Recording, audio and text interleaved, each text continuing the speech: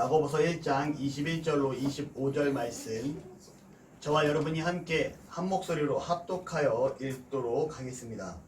그러므로 모든 더러운 것과 넘치는 악을 내버리고 너희 영혼을 능히 구원할 바 마음에 심어진 말씀을 온유함으로 받으라. 너희는 말씀을 행하는 자가 되고 듣기만 하여 자신을 속이는 자가 되지 말라. 누구든지 말씀을 듣고 행하지 아니하면 그는 거울로 자기의 생긴 얼굴을 보는 사람과 같아서 제 자신을 보고 가서 그 모습이 어떠했는지를 곧 잊어버리거니와, 자유롭게 하는 자는 온전한 율법을 들여다보고 있는 자는 듣고 잊어버리는 자가 아니요 실천하는 자니 이 사람은 그 행하는 일에 복을 받으리라.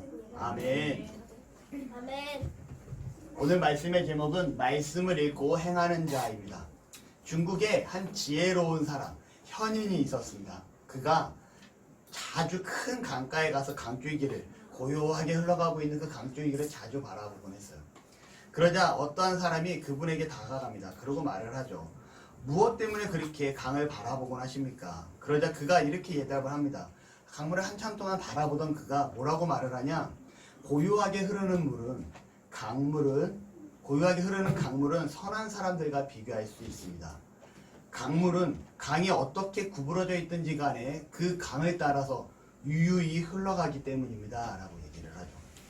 그리고 그 강물이 흘러가는 곳은 어디가 되든지 풍성한 생명을 낳게 하죠. 라고 얘기를 해요. 무슨 말이냐면, 이 예화에서 말씀드리고자 하는 건 뭐냐면, 강물은 정말 사람들이 행하는 행위이고요. 더 나아가 강이 흐르는 그 강줄기는 하나님의 말씀이라는 거예요. 오늘날 많은 기독교인들이 하나님의 말씀을 듣습니다. 근데 그 말씀을 들음에도 불구하고 수많은 사람들이 하나님의 말씀대로 행하지 않아요. 이게 참 안타까운 현실 중에 하나죠.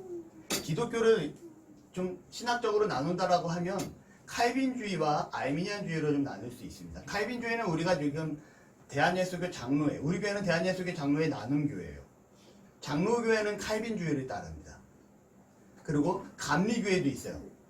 효준아 성교가 잘 알고 있는 김영건 목사님, 거기 이란교회죠. 이란교회는 감리교회예요. 감리교회는 알미니안주의를 따릅니다. 이게 종교적인, 신학적인 바라보는 시각에 대한 차이인데, 칼빈주의는 이거예요. 하나님께서 사람을 전적으로 구원하여 주셨다. 하나님께서 우리 나눔교회 성도를 전적으로 구원해 주셨기 때문에 구원받은 자는 구원받은 자로 살아간다가 칼빈주의예요. 반면에 알미니안주의는 뭐냐? 하나님께서 구원해 주시기는 하는데 그 구원의 손길을 붙잡는 행위가 있어야 된다라고 말하는 게 알미니안주의예요. 다시 말하면, 제가 물에 빠졌을 때 저희 아내가, 바꿀게요. 아내가 저를 들어 올린다는 게 좀 무게가 나가는. 저희 아내가 물에 빠집니다. 그때 제가 아내를 덥석 잡고 강제적으로 끌어올려서 아내를 구출해줘요. 이게 칼빈주의예요. 알미니안주의는 뭐냐? 제가 아내가 물에 빠져서 허우적거리고 있을 때 제가 손을 내밀고 여보 내 손을 잡아 라고 얘기를 합니다. 이때 아내가 제 손을 잡아야지만이 제가 끌어당길 수 있는 거예요. 이게 알미니안주의예요.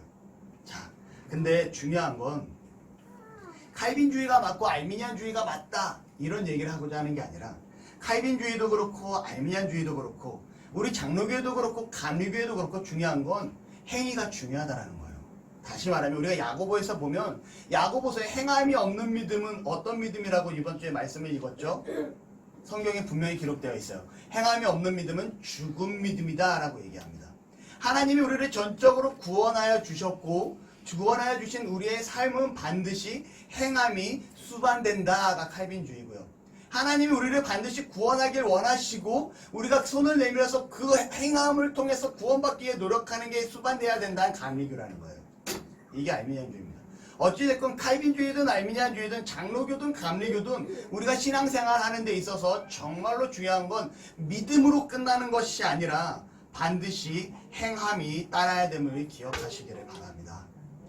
22절의 말씀에 보면 저와 함께 같이 읽도록 하겠습니다. 야고보서 1장 22절. 너희는 말씀을 행하는 자가 되고 듣기만 하여 자신을 속이는 자가 되지 말라. 뭐라고 말하냐? 말씀을 행하는 자가 되어라 라고 한 문장이 시작되고요. 듣기만 해서 행함도 없고 그냥 내 자신을 속여버리는 자가 되지 말아라 라고 두 가지 문장으로 지금 이 말씀이 준비가 되어 있다는 거죠. 우리가 한번 말씀을 들었다라면 한번 우리가 듣는 그 자세에 대해서 한번 생각을 해보기 바랍니다. 마태복음에 보면 씨 뿌리는 비유가 있어요. 복음을 전하는 자가 씨를 열심히 뿌립니다. 뿌리는데 어떤 씨는 길가밭에 뿌려지고요. 어떤 씨는 돌밭에 뿌려지고요. 어떤 씨는 가시떨기밭에 뿌려지고 어떤 씨는 좋은 밭에 뿌려집니다. 이 씨가 뭐냐면 복음의 말씀이에요. 말씀이 어디든 뿌립니다.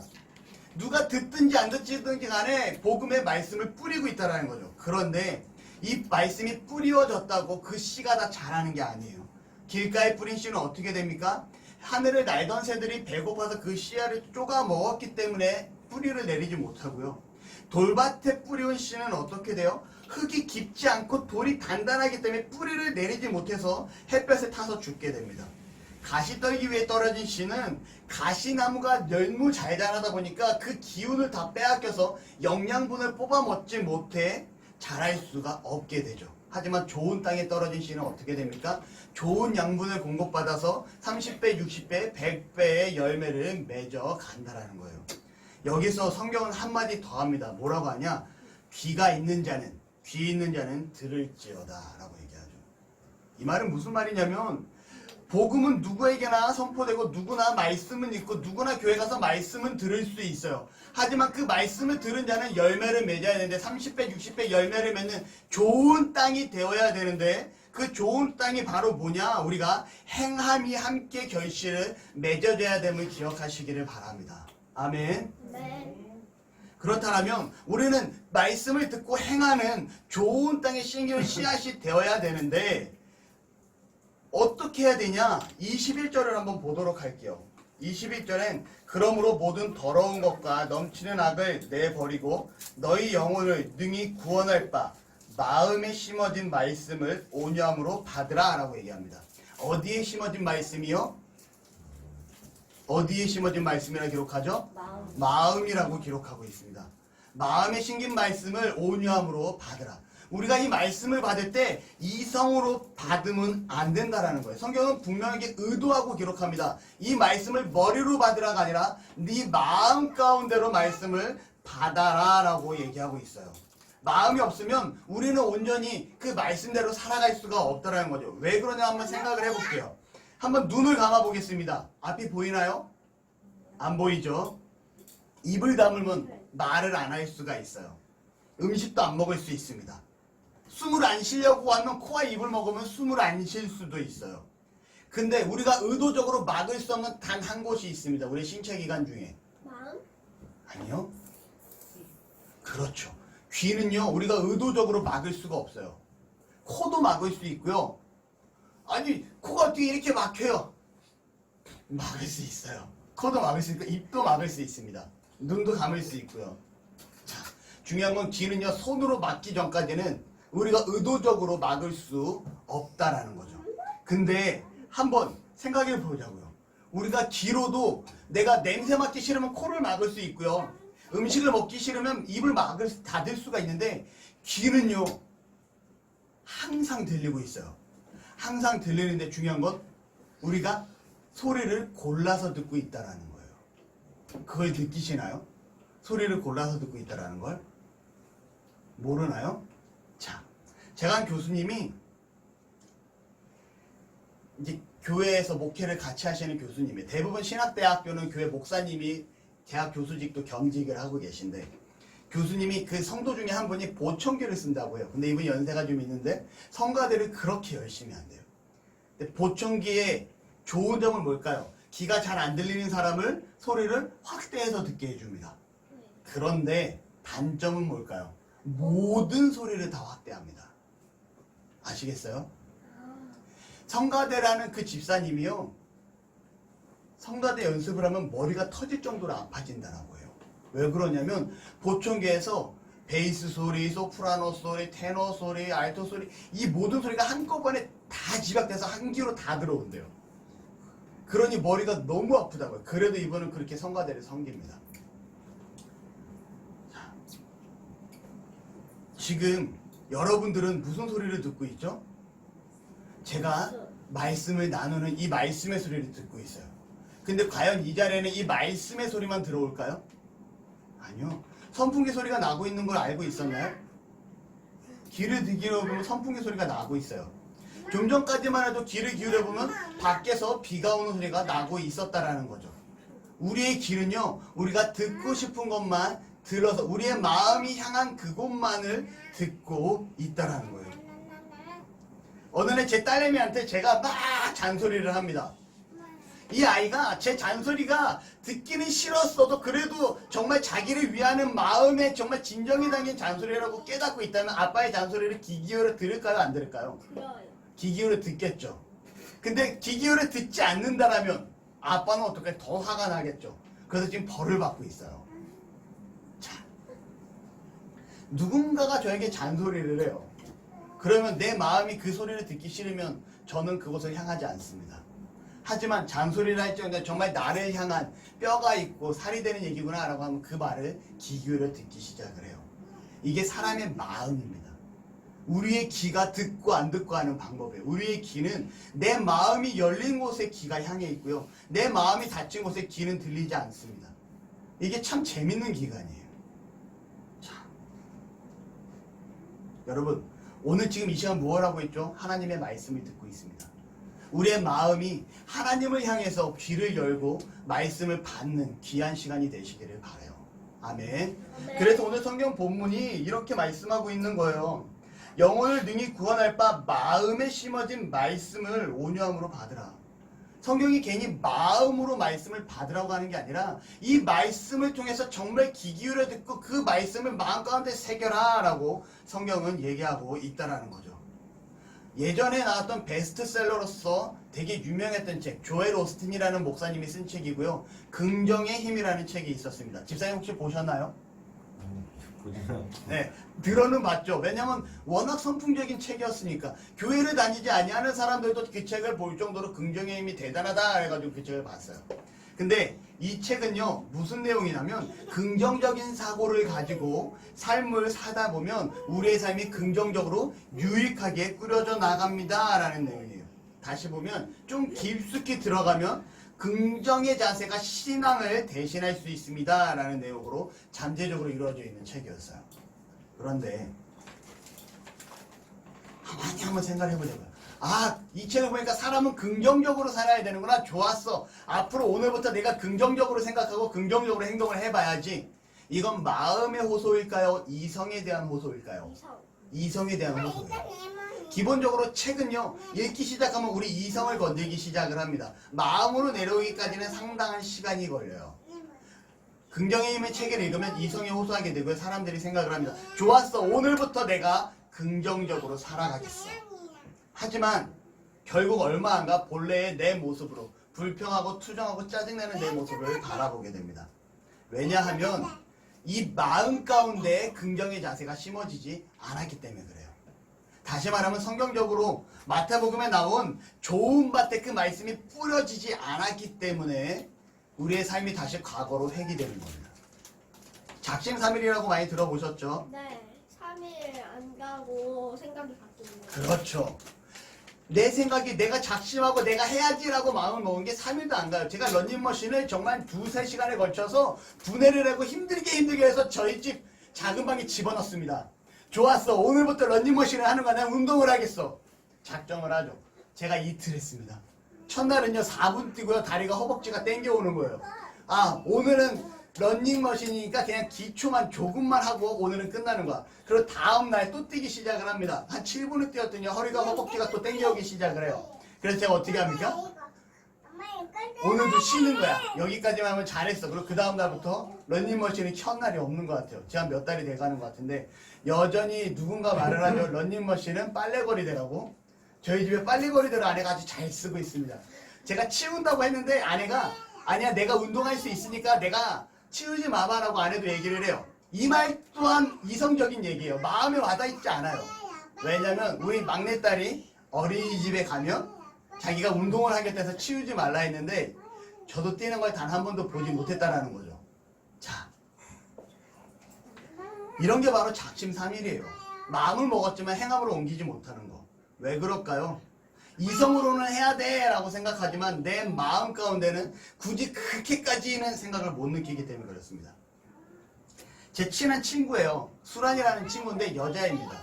얘가 한 30대 때 얘기, 20대 때 얘기예요. 뭐냐면 얘가 병원 간호사인데 좀 약간 여자친구랑 살집이 있어요.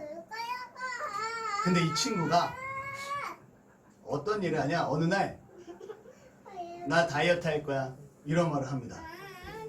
그랬더니 야 어차피 며칠 못 갈 거 무슨 다이어트를 해, 작심삼일로 끝날 거 그냥 먹고 싶은 대로 먹어 이렇게 얘기를 하죠. 다이어트 할 거야. 정말 한 달이 안 돼서 10kg를 빼요. 야 너 여지껏 매번 다이어트에 실패하던 네가 어떻게 다이어트에 성공을 하고 있냐. 근데 얘가 나 앞으로 10kg 더 뺄 거야 이렇게 얘기를 합니다. 근데 내용을 알고 보니 이 친구가 이 친구의 모습을 셀카를 찍어준 거예요, 사진에.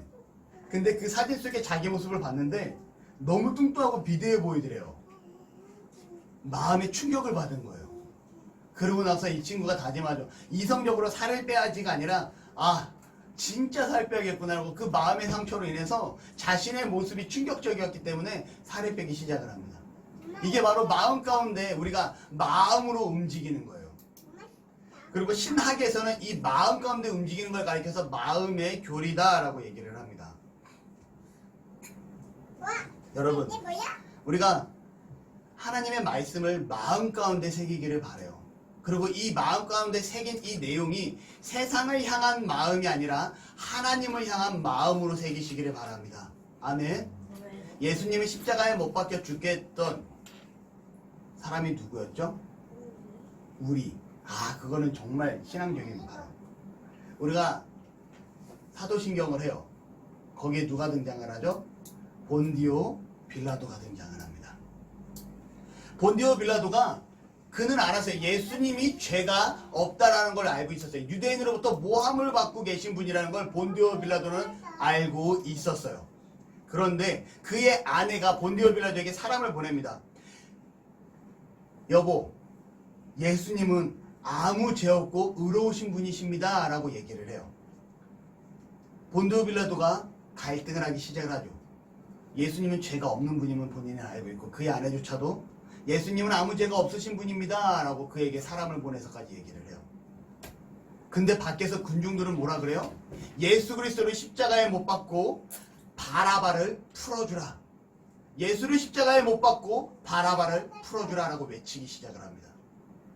자, 본디오 빌라도의 마음속에는 어떠한 외침이 있었을까요? 정말 죄 없는 사람을 내가 지켜줘야 된다는 생각이 있었을까요? 아니면 분봉왕의 위치를 해서 그 유대 총독의 위치에서 내가 자신의 권력을 지키기 위해서 유대인의 말을 들어줘야 될까요? 그의 마음은요, 자신의 권력과 자신의 지위를 지키길 바랬습니다. 죄 없는 사람을 죽이는 것쯤은 그에게 문제가 되지 않았어요. 오히려 자기의 마음은 세상의 권력과 욕심에 더 가까이 가 있었다라는 거죠. 본디오 빌라도의 마음은 세상에 가 있었습니다. 결국 그는 어떻게 됩니까? 예수님을 십자가에 못 박고 바라바를 풀어줌으로 말미암아 영원히 예수님은 십자가에 못 박힌 자로 기록되고 있다는 거죠. 내 이익을 찾아서 나아가는 것이 아니라, 세상적인 내 만족을 찾아서 나아가는 것이 아니라 하나님의 음성을 듣고 그 하나님의 원하시는 그 뜻대로 나아갈 수 있는, 그 뜻을 내 마음에 새길 수 있는 저와 여러분이 되시기를 바랍니다. 아멘. 25절에 이런 말씀이 있어요. 25절. 자유롭게 하는 온전한 율법을 들여다보고 있는 자는 듣고 잃어버린 자가 아니요 실천하는 자니 이 사람은 그 행하는 일에 복을 받으리라. 다시요. 실천하는 자니 어떤 자요? 자유롭고 온전한 율법을 들여다보는 자는. 자유롭고 온전한 율법을 들여다보는 자는 실천하는 자다라고, 그 행하는 자다라고 성경은 얘기를 합니다. 여러분, 우리가 하나님의 그 원하시는 뜻대로 마음의 세계에서 행하기를 원하신다라면 이제 무엇을 해야 되냐? 하나님의 말씀을 듣고 하나님의 말씀을 읽고 묵상할 수 있는 저와 여러분이 되시기를 바랍니다. 아멘. 꾸준히 성경을 가까이 하시는 분이 되시기를 바라요. 교회 와서 말씀 봉독 시간에 잠깐 말씀 보고 성경이 서재에 들어가고 가방에 들어가고 차 위에 놓여서 끝나는 것이 아니라 우리가 날마다 우리 아이들과 함께하고 있는 것처럼 성경을 묵상하는 은혜가 있기를 바랍니다. 그리고 성경을 읽는 이 묵상이 정말 내가 하나님과 나와의 약속임을 기억하고 하나님께서 나에게 이 한 소절 한 소절, 이 한 문장 한 문장, 이 한 절 한 절, 이 한 권 한 권이 나에게 무엇을 말하고자 하는지, 나에게 무엇을 말씀하시고자 하는지, 내게 어떤 방향을 설정해 주는지 정말 고민하면서 말씀을 읽기를 바라요. 그러할 때 그 말씀은 내 삶의 양식이 되고요. 내가 살아가는 데 있어서 내 마음 가운데 하나님께 원하는 방향으로 나아갈 수 있을 줄로 믿습니다. 예수님께서 40일 동안 금식 기도를 하세요. 그리고 이 금식 기도할 때 사탄이 나타납니다. 그리고 사탄이 예수님을 시험하기 시작을 해요. 뭐라고 하냐면 첫 번째 시험은 떡을 만들라고 얘기합니다. 왜 떡을 만들라고 했을까요, 예수님께? 그 돌을 떡을 만들려고 했는데 자신의 네. 그 자신의 능력은 아니에요. 예수님의 능력을 시험하기 위함이 아니었어요. 사탄이 돌을 떡으로 만들라 하신 이유는 예수님이 40일 동안 뭘 하고 있다고요? 금식 기도를 하고 있어요. 배가 고파요, 안 고파요? 배가 어마어마하게 고픈 상황이 있어요. 음식으로 예수님을 유혹하고 있는 거예요, 사탄이. 아시겠어요? 그때 예수님께서 뭐라고 말씀하십니까? 사람이 떡으로만 살 것이 아니라 하나님의 말씀으로 살 것이니라 라고 말씀하십니다. 근데 이 말씀이 성경에 이미 기록되어 있는 말씀이에요. 두 번째 사탄이 유혹을 합니다. 예수님을 성전 꼭대기에 올려놓고요. 뛰어내려라. 그러면 너의 천사들이 와서 너를 이렇게 구조해주지 않겠냐? 너를 잡아주지 않겠냐? 이렇게 얘기를 하죠. 그러자 예수님께서 뭐라고 말씀하십니까? 주 너의 하나님을 시험하지 말라라고 얘기를 하죠. 왜요? 이미 예수님은 하나님이에요. 그리고 더 나아가서 예수님이 떨어져 죽지 않을 것도, 예수님이 떨어지지 않을 것도 이미 알고 있어요. 그러니까 사탄에게 너 하나님을 시험하지 마라고 얘기하고 있는 거예요. 세 번째 무슨 말을 합니까? 좋아, 그러면 내게 경배를 해봐 라고 얘기를 합니다. 사탄이. 그래서 예수님이 뭐라고 말씀하시냐? 사탄아 물러가라. 주 너의 하나님께 경배하고 다만 그를 섬기라 하였느니라 라고 얘기를 하죠. 이 말씀 또한 성경에 기록되어 있는 말씀들이에요. 예수님이 사탄을 대적할 때 그냥 대적한 게 아니에요. 자신의 생각대로 자신의 방법대로 사탄을 대적한 것이 아니라 성경에 기록되어 있는 그 말씀대로 사탄을 대적하는 모습을 보게 됩니다. 여러분, 예수님은 이 땅에 오셨을 때 누구의 모습을 입고 오셨다고요? 인간의 모습, 사람의 모습을 입고 오십니다. 그분은 배가 고팠고요. 때로는 아프기도 했고요. 때로는 지치기도 했어요. 인간의 모습으로 오신 예수님은 율법책을 읽어야 되는 사람의 모습으로 오셨습니다. 그분은 말씀도 읽으셨던 하나님이셨어요. 아시겠습니까? 예수님이 말씀을 보셨다면 우리도 그 말씀을 따라 묵상하는 자가 되시기를 바랍니다. 25절에 온전한 율법을 들여다보고 라고 기록을 해요. 여러분, 성경은 우리에게 말씀을, 율법을, 성경을 봐라 라고 기록하고 있습니다. 시편 1편에는 뭐라고 기록하고 있는지 아십니까? 복 있는 사람은 악인의 길을 쫓지 아니하고 죄인의 길에 서지 아니며 오직 여호와의 율법을 즐겨하는 묵상하는 자로다 라고 얘기합니다.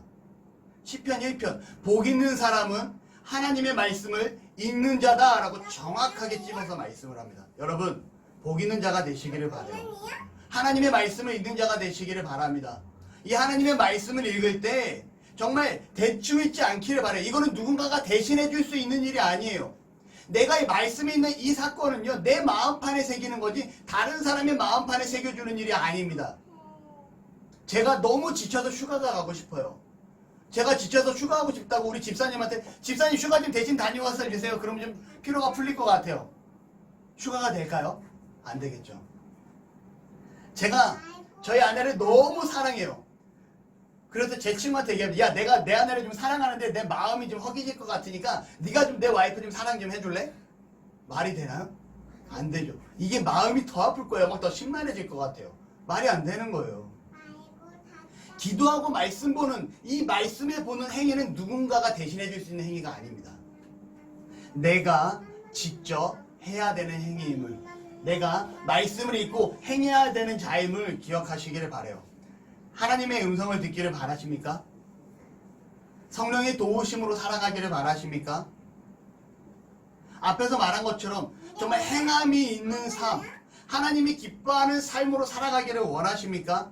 참된 믿음으로 나아가기를 원하십니까? 그렇다면 말씀을 읽는 자가 되시기를 바랍니다. 그 말씀을 읽고 행함을 우리 마음판에 새기고 행하여 나아갈 수 있는 저와 여러분이 되시기를 바라요. 그 행하여 나아가면 세상적인 유익과 만족과 내게 기쁨이 아니라 하나님께서 기뻐하시는 그 길로 나아갈 수 있는 저와 여러분이 되시기를 바랍니다. 아멘. 기도하시겠습니다. 할렐루야. 하나님 감사합니다. 우리를 사랑하시고 이렇게 하나님 앞에 나와 예배하며 말씀을 듣게 하시니 감사합니다. 우리가 말씀을 듣고 또한 가정에서 사회에서 말씀을 묵상하고 정말 그걸 마음판에 새겨 세상 가운데 나아가 나의 기쁨과 나의 유익과 나의 만족을 위하여 사는 것이 아니라 하나님의 영광을 위하여 하나님의 기쁨을 위하여 나아가는 자가 되게 하시고 그 안에서 참으로 복된 자로 살아갈 수 있는 은혜가 있게 하여 주시옵소서. 감사드리며 예수님의 이름으로 기도드립니다. 아멘.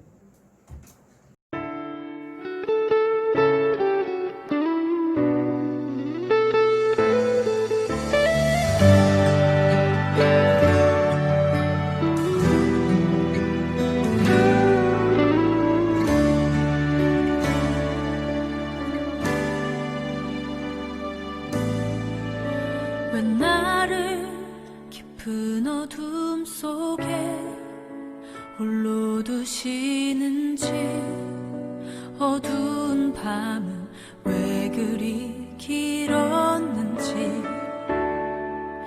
나를 고독하게 나를 낮아지게 세상 어디도 기댈 곳이 없게 하셨네. 광야에 서 있네.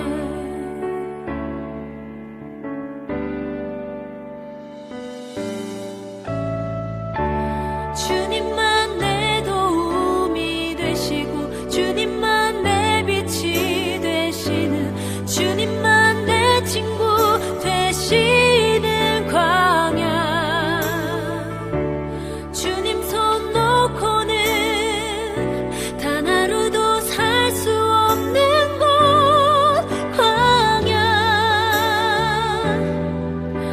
광야에 서 있네.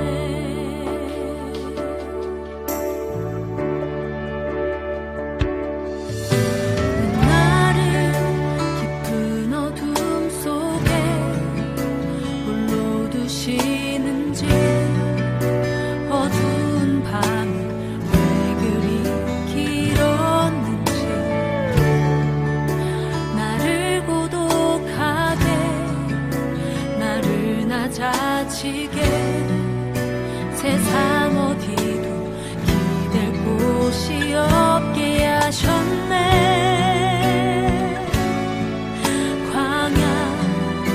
광야에 서 있네.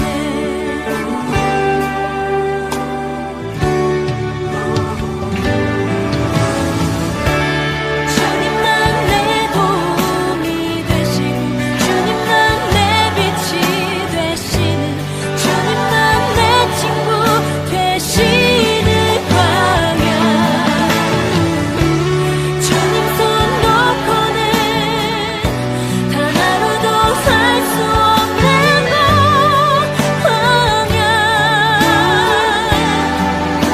광야에 서 있네. 주께서 나를 사용하시려 나를 더 정결케 하시려 너를 택하여 보내신 그곳 광야 성령이 내 영을 다시 태어나게 하는 곳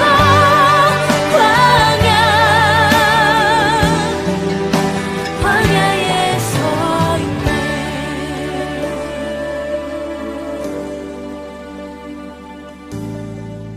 내 자가 산산이 깨지고 높아지려 했던 내 꿈들도 주님 앞에 내려놓고 오직 주님 뜻만 이루어지기를 나를 통해 주님만 드러나시기를